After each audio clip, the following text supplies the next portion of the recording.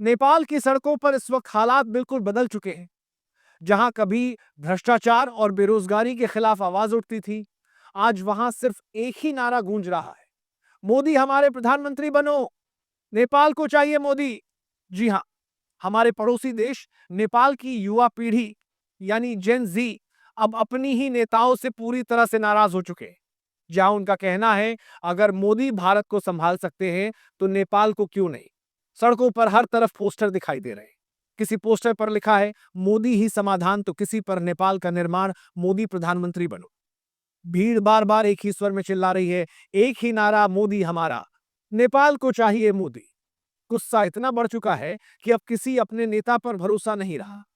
लोग कह रहे हैं कि दशकों से वही चेहरे, वही पार्टियां सत्ता में रही हैं, लेकिन नतीजा सिर्फ भ्रष्टाचार और गरीबी रहा है।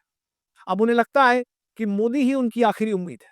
बात इतनी बढ़ गई है कि युवा तो युवा, 7 बुजुर्ग भी इस नारे में शामिल हैं।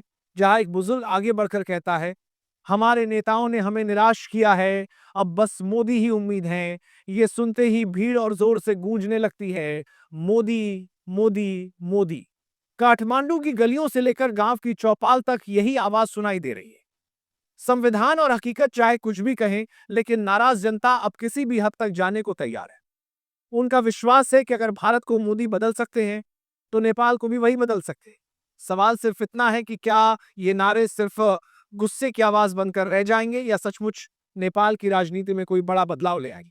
सड़कों पर मौजूद भीड़ इसका जवाब देती नजर आती है, मोदी हमारे प्रधानमंत्री बनो, नेपाल को चाहिए मोदी, मोदी, मोदी, मोदी।